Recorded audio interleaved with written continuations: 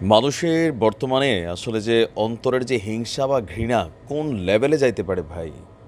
একটা মানুষকে হত্যা করা একটা বিষয়, কিন্তু হত্যার পর তার শরীর থেকে চামড়া তুলে নিয়ে মাংস এবং হাড় আলাদা কইরা, মানে ভয়ঙ্কর এক অবস্থা।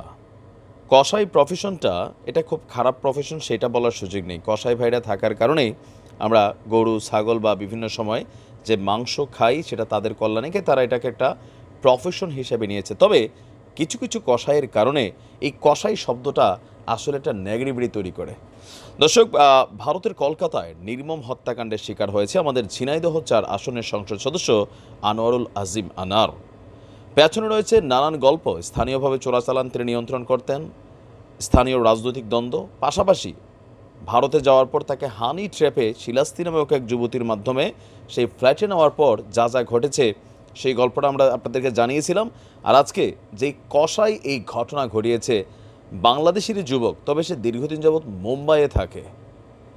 ফ্ল্যাটের মধ্যে এমপি আনাস সাহেবকে শেষ করার পর তার শরীরটাকে কিভাবে ব্রিফকেসের মধ্যে যে ফুটেজটা আপনারা দেখেছেন ভাইরাল ইতিমধ্যে, সেটার তথ্য কিন্তু সামনে এসেছে। সম্প্রতি আনোয়ারুলকে খুনের পর টুকরো করা সেই কসাই জিহাদকে গ্রেফতার করেছে কলকাতা পুলিশ। আর এরপর আপনার বারাসাত আদালতে তাকে তোলা হয়। সিআইডির এক শীর্ষ কর্মকর্তা বলছেন, জিহাদ হাওলাদার নামক এই কসাই বাংলাদেশের নাগরিক। তিনি অবৈধভাবে ভারতের মুম্বাইতে বাস করেন। তার আদি বাসস্থান বাংলাদেশের খুলনার দিঘলিয়া থানার বারাকপুরে। বাংলাদেশি আমেরিকান নাগরিক আখতারুজ্জামান জিহাদকে ২ মাস আগে ভারতে নিয়ে আসেন। এরপর তিনি কলকাতায় থাকতেন। জিজ্ঞাসাবাদের বরাত দিয়ে সিআইডি বলছে, আখতারুজ্জামানের নির্দেশে ওই ফ্ল্যাটে তিনি সহ আরও ৪ জন মিলে এমপি আনারকে শ্বাসরোধ করে হত্যা করেন। হত্যার পর প্রথমে শরীর থেকে চামড়া ছাড়িয়ে নেওয়া হয়। কি ভয়ঙ্কর ভাই! এরপর মাংসগুলোকে আলাদা আলাদা টুকরো করা হয়। এরপর খুব ছোট ছোট করে টুকরো করা হয়েছে যাতে চেনা না যায়। এরপর মাংস খণ্ডগুলোকে পলিথিনে ভরা হয়। পরে হাড়গুলোকেও ছোট ছোট টুকরা করা হয়। জিহাদের দেওয়া তথ্য মতে পলিথিনে ভরে হাড় এবং মাংসের টুকরোগুলো বিভিন্নভাবে কলকাতার ভিন্ন ভিন্ন জায়গাতে ফেলে দেওয়া হয়।